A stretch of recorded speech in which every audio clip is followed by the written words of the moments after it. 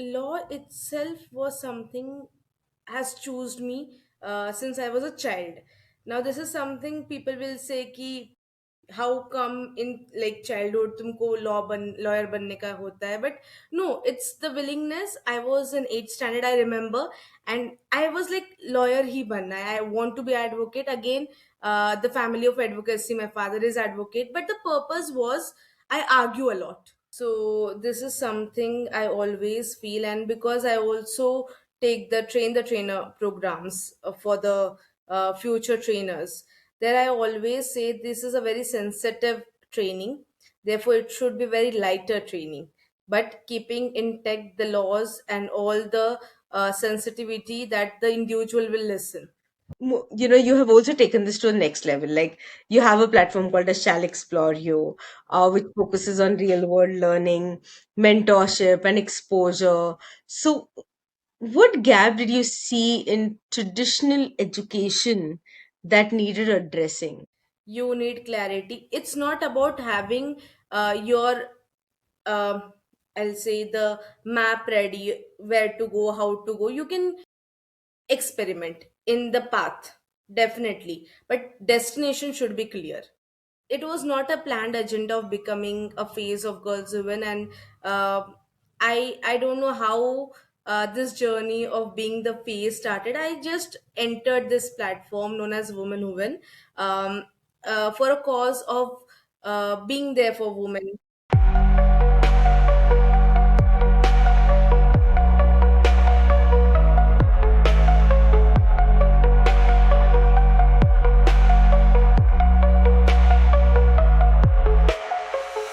Hi, and welcome to another episode of Soul Velocity, Voices of Change podcast.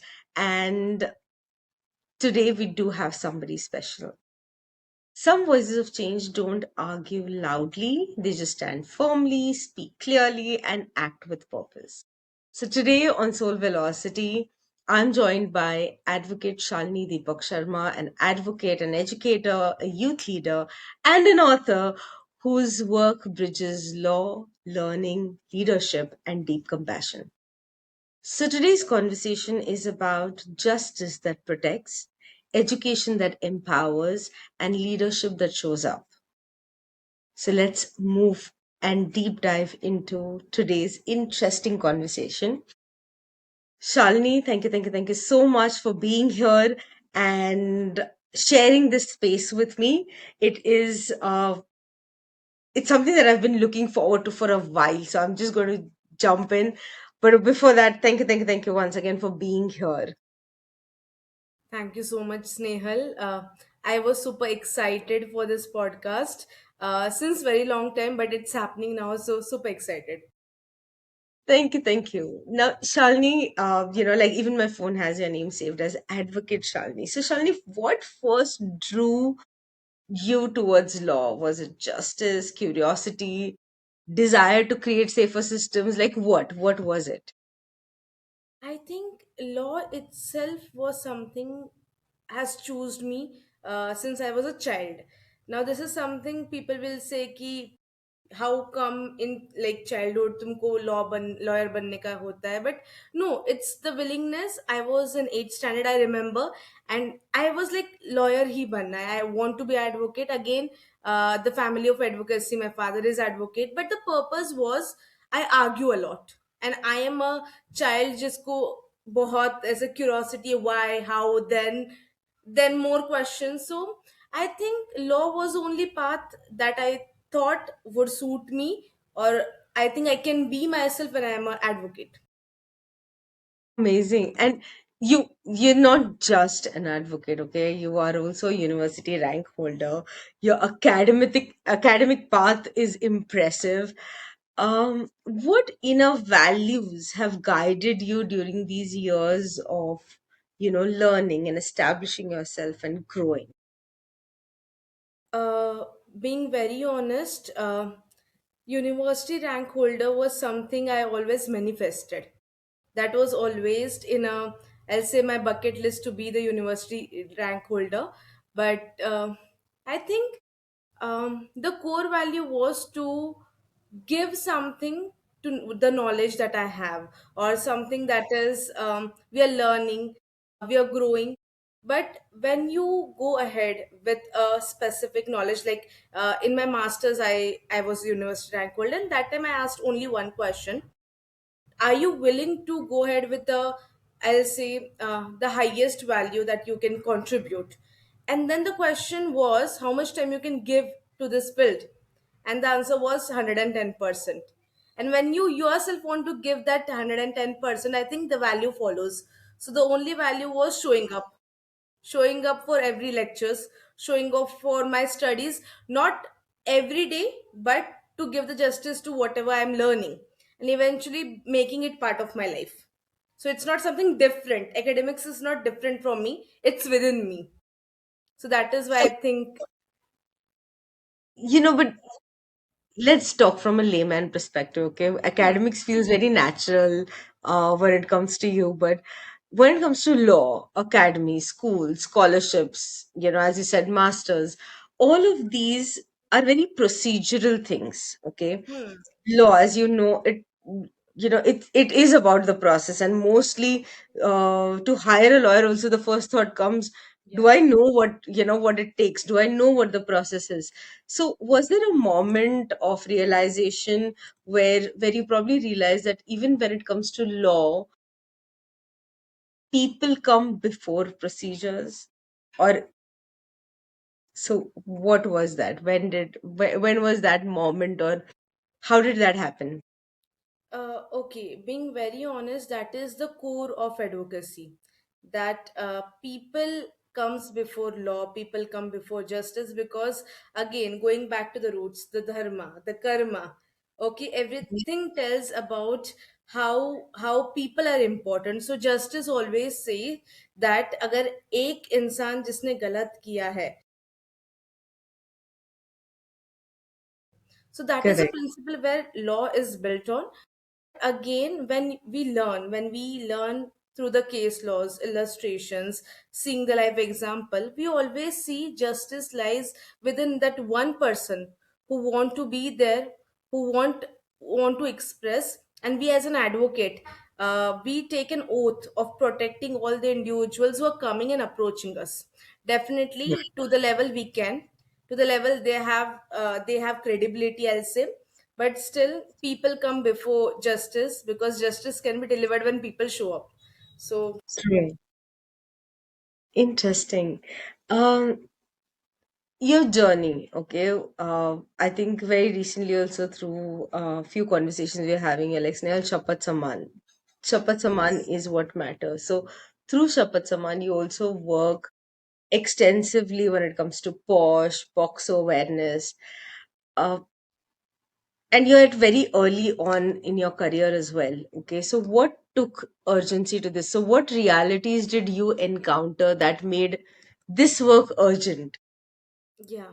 Okay, that's a wonderful question, because Shapat Samman is something the name says we take a oath of preventing the respect of the people. And I was just sitting at my workplace, and here there was an opportunity of training few of the employees about POSH. Now, as a advocate, I'm not a trained trainer. I Mm-hmm. just know law, I can explain law, I can bridge the gap. But this one training which was given to me by my professor, that you just train few of the IC members. And that shifted my attention to how the society is working, how the working culture is changing. When we are saying work life balance, is it reality, or the reality is something different? And then one by one, understanding the different scenario, I just understood that it's not just posh, it's workplace, how it works, how it connects with the people. Harassment, is it just about the people who are harassing, or about the environment? So that actually made me go ahead with not only posh but POXO, that is about children's then. Because we ask question कहाँ कहाँ तक work place हम include कर सकते हैं. And then this question all of a sudden came in my mind ki yes, children are also part of the workplace, or let's say they are the part of being in future the work, they will be the future of the workplace. So then True. entered, then cyber security. in a digital world where we are talking about data protection, we are talking about using digital technologies, we are using all the platforms that are possible there. How a person can get secured, and so Mhm. one by one, from posh to POXO to cyber security to leadership, this journey has been evolving. I'll say evolving because I'm still learning. No, So I can relate to what you're saying, but when we speak about lawyers, advocates, uh, and we always talk about law enforcement, okay? But the work that you're doing is so much related to awareness. So, do you believe awareness is powerful than enforcement, or as powerful as enforcement? I think awareness is important to create enforcement. Without awareness, enforcement cannot be there. Although we say that that is not, like in law we say is not knowing law is cannot be the excuse. That is a statement that is very general, that if you don't know the law, it's not the excuse you can give key you can do wrong. So that is something, is a core value, that awareness is very important. It can be a like personal awareness or created awareness, but awareness established the platform where people can reach or approach justice. So awareness is very important, and that is why I think I am more relating to posh and poxo, apart from my routine work.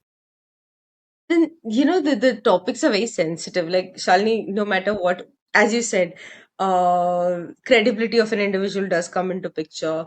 Uh, but you're not always interacting with people that you very well know. So when you're talking about Posh, when you're talking about POXO, when you're actually creating awareness and going ahead and teaching and communicating with the real people, we are uh, kind of dealing with sensitive matters. People do want to talk about it, but they don't want to talk about it. They want to say it, but they don't want to make it public. So, how do you hold space for sensitivity when you're dealing with such kind of conversations? Correct. So this is something I always feel, and because I also take the train the trainer programs for the future trainers, there I always say this is a very sensitive training. Therefore, it should be very lighter training, but keeping intact the laws and all the sensitivity that the individual will listen, because sensitivity is not just about creating awareness, it's about understanding the perspective of the person who is exactly in front of you. And when we are delivering the training, it is not 10 or 20 people, it's almost like 100, 200, it might be 500 people. Now Right. understanding each one is very difficult, so what we try to do is, through the activities, we try to connect to them, bridge the gap between understanding and how they reciprocate, and then in a way what they can listen, how much educated they are, we try to bridge the gap. So it's about going to the basic, बच्चों को जैसे सिखाएंगे वैसे ही हम बड़ों को सिखाएंगे वाला thing, so that they can understand and can bridge the gap. And I think it is needed because if we are really talking about how India here, I wouldn't say is completely in a developed stage.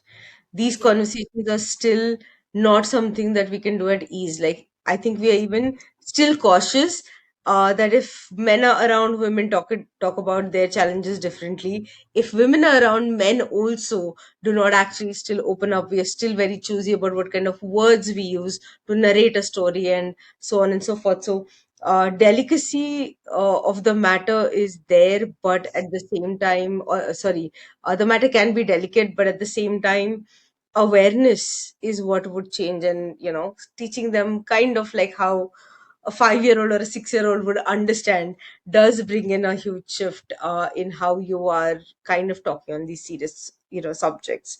But you have also taken this to the next level. Like, you have a platform called as Shall Explore You, which focuses on real world learning, mentorship, and exposure. So, what gap did you see in traditional education that needed addressing? Definitely a huge gap. The youth of today do not want just a formal education. They want something that they can use. They want something that they can create. and implement, where they do not have to wait for becoming the future, but they should know that they are present. And therefore this shall explore you was a I think it started to the in 2025, but it was my aim, I think, since the time I became the advocate, and I got to know that there are certain skills the education has not taught me, that life has taught me. Certain skills Mm-hmm. I've observed in people, but I could not learn in my colleges, institutions. Certain skills that are actually too costly if I want to get the certification. So, or let's say the platform where at an early stage people can give me a chance to speak about that. Correct. Just about speaking of a situation, of a experience, of a, I'll say just a mix of whatever you're feeling is Mhm. needed for a youth to be what they are. And therefore the shall explore you evolved. It evolved in a phases. We are still seeing what can be the core topic, but it's about youth. It's about letting them explore their dimension by their action. That's it. Mhm. So whatever they want to do, we are there to support them. And again, because it's a social initiative, we are trying to bridge the gap of quality education, that is the education that institution is not providing, with the minimum pricing, or let's say no pricing, because learning cannot be on a cost of money, and Hmm. future cannot be on cost of money. And Interesting. saying that, about Shapat Saman, I'll connect here again. Rightly said by you, different people reciprocate in different manner. So there is one thing I always do in my training. I ask a question to female and the same question to male, and both of them respond differently. For one person, it is harassment, but for other person, it's not a matter of thinking. For male, a harassment can be at a larger scale. For female, it can be a sensitive issue. And that Mm-hmm. is something brought me the attention what the today's youth need. So I think these two platforms for me are like my two eyes, because they are giving me a clear view about life. True. Yeah. Absolutely. And I think somewhere at least for me, clarity has played a very important role. Like how, you're very clear in terms of what path you're taking and for what reason you're taking. What do you think? Like, how does clarity change a person's confidence and direction in life? Yeah. Yes. Clarity is very important. You need clarity. It's not about having your I'll say the map ready, where to go, how to go. You can experiment in the path, definitely, but destination should be clear. Clarity should be about your destination, where you want to go, and then you can choose your another destination.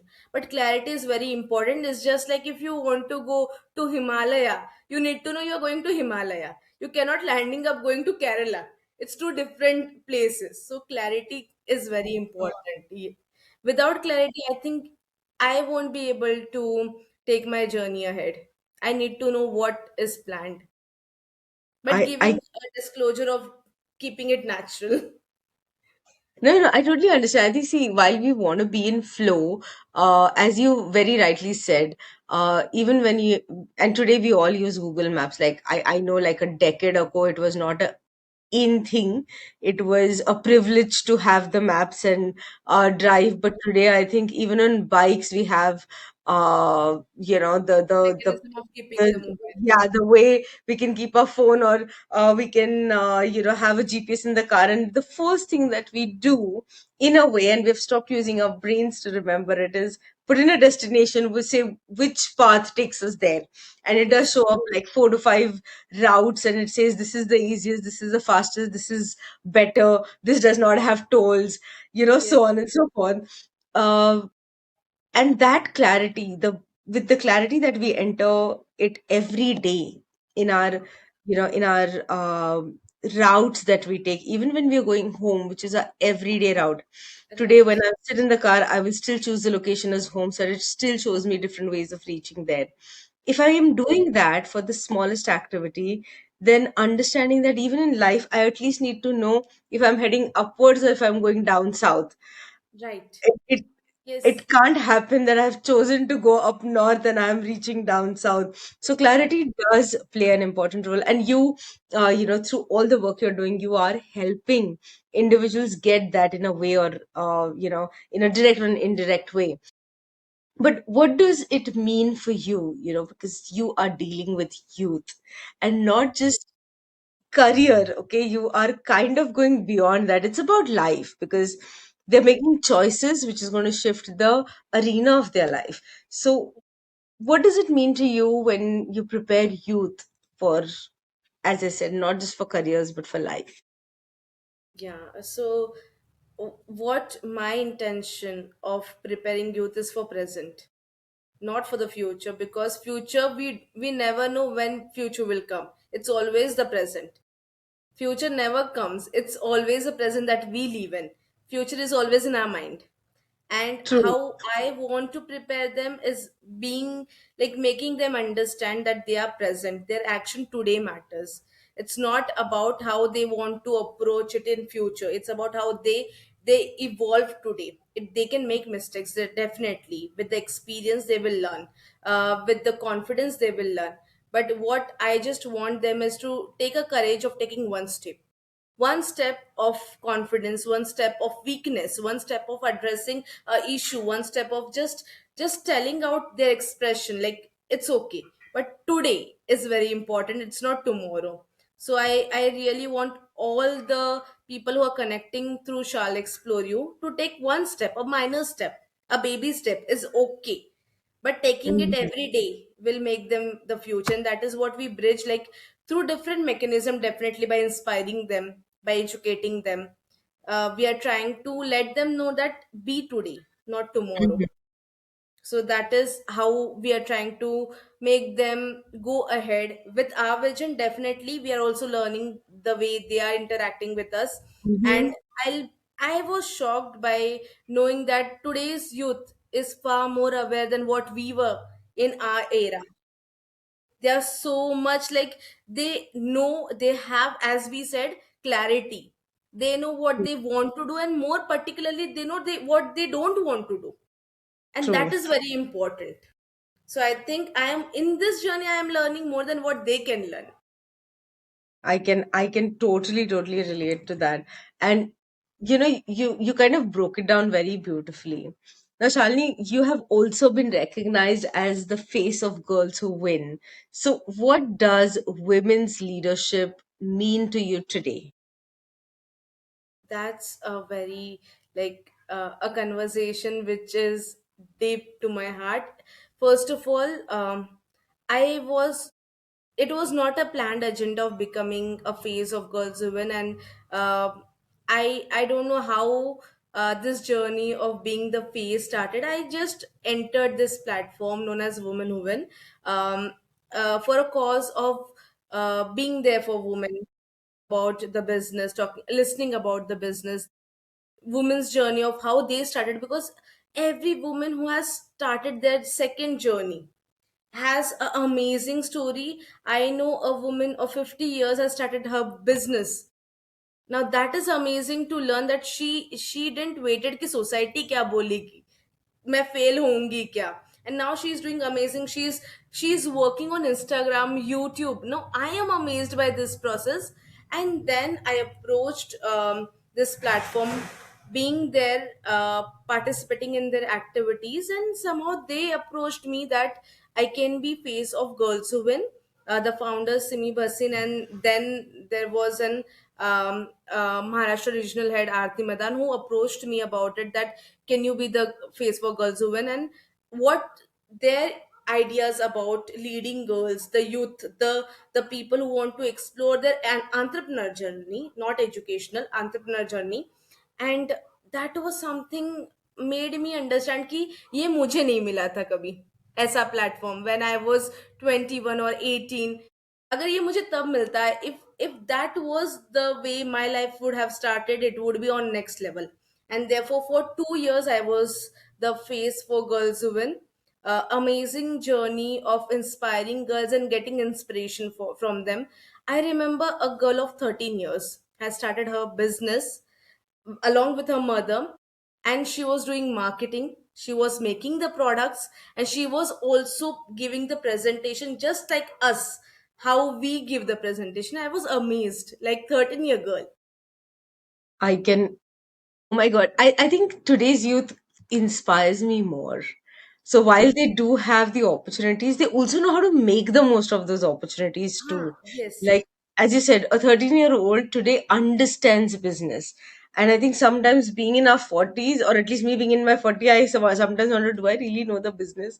Can I really do this? And we do question, we do have higher self doubts than external world doubting us. But with them, their inner confidence, their awareness of themselves is very, very, very high.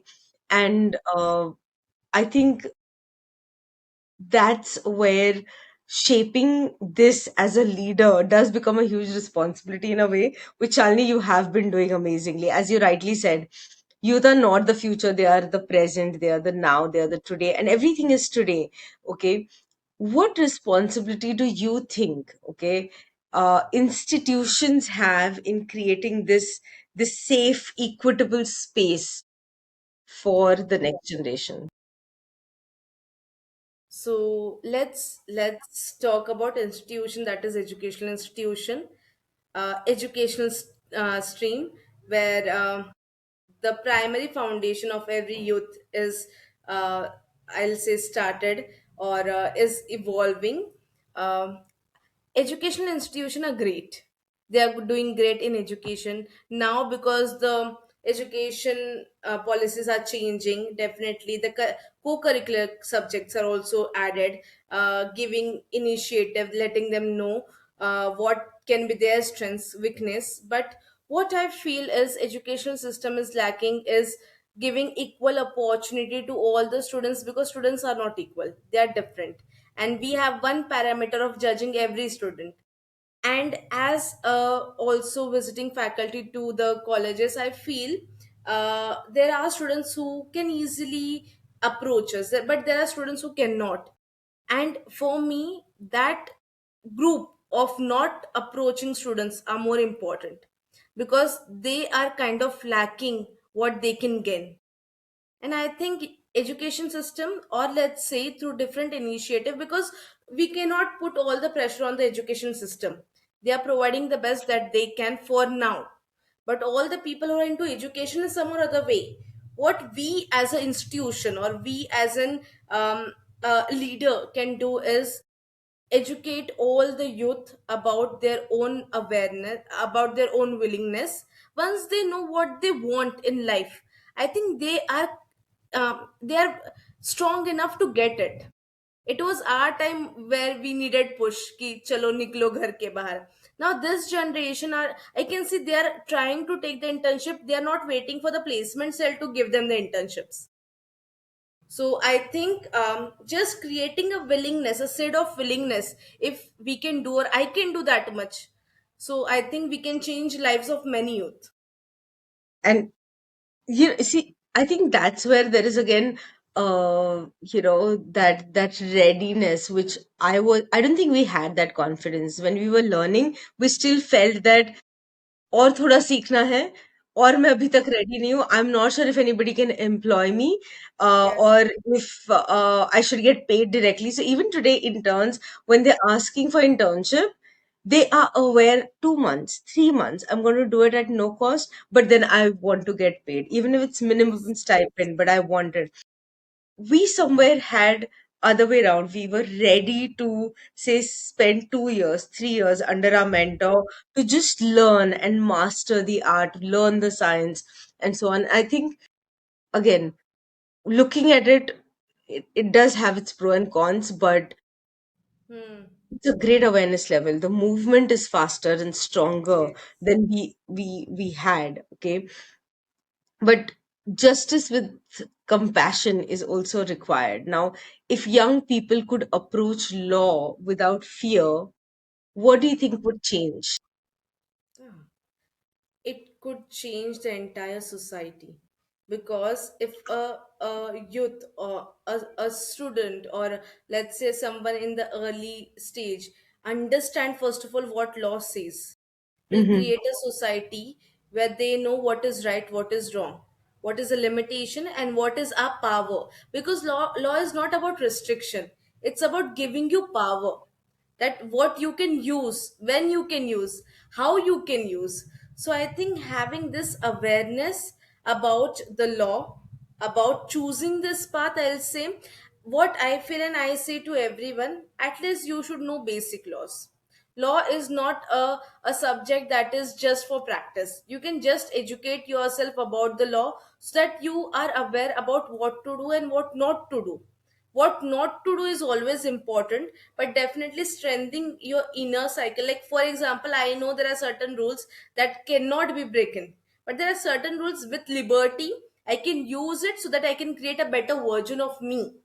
Mm. Simply, any person who is into entrepreneurship should not wait for any lawyer to draft a contract. You should be able to read your own contract before signing, because let's say if I'm getting 1 crore ka deal, I won't say ki wait, I'll go back to my lawyer, I'll discuss with them, I'll come back again. Being in this field, people feel ki what I am saying, but this is the reality. If we are educated about our work, we should also be educated about the laws that surround our work, and I that agree. knowledge will create a different awareness. Neil, just let me know if you feel so. You are like day to day like engaging with so many authors, correct? And you're, I know you're aware about the laws, okay?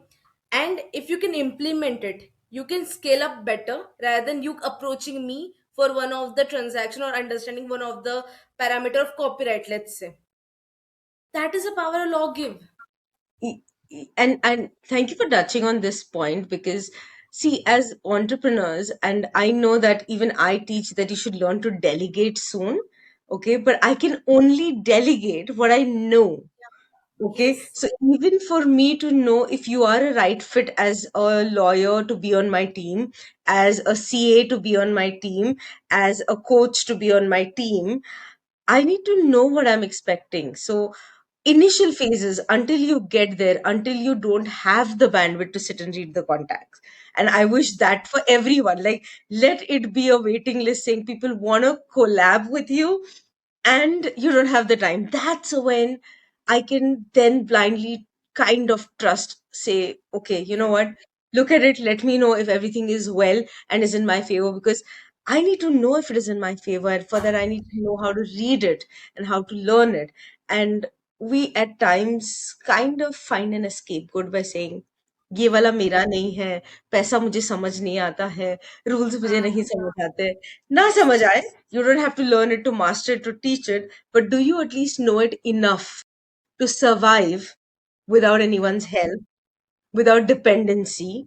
And I think that is very much needed. So thank you for bringing that up. But let's take it a little further. You again, and I am going to say this, at a very young age, Shalini, the dreams that you have are bigger than you.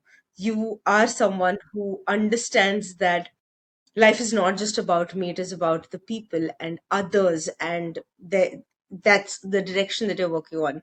Whether it is you know the reader circle that you run, whether it is Shall Explore You, whether it is Women Who Win, you have been, or even for that matter teaching Posh, Posco, Poxo, all of these are external. It's bigger than you. So as you're already kind of creating systems, okay, what kind of systems do you hope to build over the next decade? Okay, so the primary thing I'll say, find good connection, because the reader circle we run is is not possible without you being there. It's all about the correct connections. We need to know that people who are with the same, I'll say, connectivity, they are there with you with the vision, they trust you, are very important to build something. Not a brick can build the building, you need multiple bricks who are joined together to build a building. So right connectivity is very important, first of all. And second, what I feel is learning each day, learning and accepting people's opinion. And Mhm. when you like respect other people's opinion, being firm on your vision. So it's a circle that you let people talk about what they want to express, and again Mhm. still you are at a position where you know what you want. And then I think you can go ahead with a more empowerment, because for me, I'll be very honest, gurus and friends are very important. Gurus give you direction, friends make you grounded. I know how my friends and you are in the top list, how you make me feel grounded. Like the day I am feeling low, somewhere around you text me. And that one text changed our lives. And that is about connectivity, that is about human relation. And this is something we do not understand. I feel in terms of business, when we talk about connection, it's only about business, money. But this essence of connectivity, this essence of someone being there for you irrespective of money, I think that is like we cannot even put in the account SBI में कितना पैसा आएगा वो matter नहीं करता है, but weakness में कौन कॉल करेगा वो मैटर करेगा. So I think that grounding, that connectivity, I think that the growth that this to give cannot be measured. I agree. I so agree with you. And I think that's when people talk about even networking, I think when it comes to business or entrepreneurship, networking is a very highly used word. But what people don't understand is it's not about how big your network is, it's about how strong your network is. And that strength comes in through relationships and understanding the nuances of what a relationship is and how it can be maintained and how it can be kept alive for as long as possible today. And that's my kind of sometimes fear with the younger generation too, because they're cool with burning the Yeah. bridges. Okay, I don't care is something that comes very easy and natural, but it is love, care, affection, compassion, passion that builds a relationship. We got to feel it to keep it alive. Yes. And I think you are doing it very, very, very well in a very beautiful way. And as you are doing this, I see that you're a very purpose driven, you know, person in general. So, how would you say, what does purposeful leadership look like to you beyond the titles, beyond the recognition? What would you say? Hmm. I think leadership is not about recognition at all. If you, as a leader, want recognition, then you're failing as a leader, because leadership reflects in the people you are leading. If that generation, what you are leading, or that people you are leading, get recognition, then you are a successful leader. So for me, I think I want to be just like, uh, I'll say the spine in a body, which is not visible but is there, which is very very important for your body. Your spine is something which is your actual being, and that is what I want to be for all the people that is connecting with me, that I am there for them.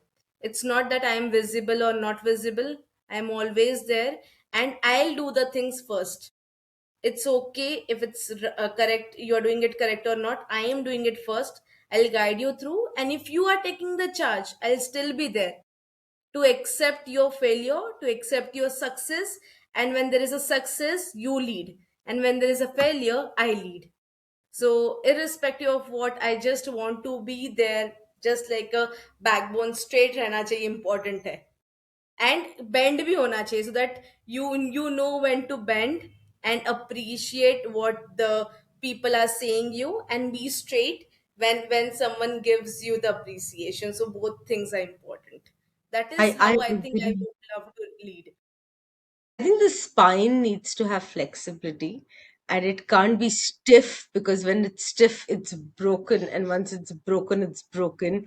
And we need to have the flexibility, as you said, to bow down and to stand tall, both at the same time. Shalini, if I had to ask you, okay, a quick, like, not to think a lot about it, but one value that you refuse to compromise on, which one would that be? Morality, moral principles, I cannot. If something is wrong, something is wrong. If something is right, something is right. Not the gray areas. I, in personal life, definitely, morality is very important for me. If I cannot be morally correct, I cannot. Totally, totally respect that. Okay, before I move to my closing ritual, which is like a soul moving question, anything, Shalini, that you want to say to our audience that is listening, anything that you want to urge or share as your mantra? Yeah, so I would just say, if you're listening to me, if you know any youth, if you know a person who want to start their journey, just support them. Be there for them. Visibly, invisibly, just let them make mistakes. Let them have their great great earning points. Let them enjoy their work. Let them be in present. Don't tell them what to do in future, just let them be in present. That is what I would urge people to do for the fellow people they are having. I think the best present we can give is to be present, and you're not just saying that. And guys, I know Shalini for over years now, and I can say that with confidence that she doesn't just say this; she actually lives by it. She's not someone who will just preach values, but she's a leader who will kind of lead by examples. Someone who lives her truth, not just teaches it. So thank you, Shalini, for the time that you have given. And again, to my coming to my last question, okay? If justice were an act of care, what would it ask of us today? If justice was an act of care, it would ask you to raise your voice, a voice of change that you can bring. So that is what justice say, raise the voice to bring the change. I love that. I also love how this beautifully came down to Voices of Change because I just realized, It guys, was I did not not planned. introduce It and was speak about. So I did say that Shalini is an author, but her first book that has come out is Voices of Change, which is available on Amazon. You can read her chapter as well. And just to let a small secret out, Shalini is definitely promising us to give her two books that are already in ideation phase this year. So I'm just taking that as a promise without asking her. Uh, but that's Shalini for you guys. She's exactly who you are. Whether you're listening to her here or you're meeting her in person, you will not find different Shalinis, and that's so much amazing about her. She's always in alignment. So thank you, Shalini, for being here. Thank you for kind of again reminding us that law is not just about the rules, it's about the responsibility, safety, and human dignity. And your work is powerful voice of change. It's grounded, it's courageous, and it's deeply needed. So thank you for doing what you're doing and being on this path and choosing to be here today. So thank you. Thank you so much, Snehal. No, I was waiting for this amazing moment, and now I feel what I used to see uh, there on your podcast, and now this is something I can't express, but it feels amazing because this is something I cannot express everywhere. What I feel, the question that you asked me also triggered my mindset that what more I can do. So thank you so much for asking me this question so that I can work on it and bring something new every day. Thank you so much, Snehal. Thank you, guys. And that is Advocate Shalini Deepak Sharma for you. And as we are closing this, please remember we all are born abundant. All we need to do is take that one step towards it. So I hope you've taken that step today. And if you have not, the day is not over yet. Take care. See you soon.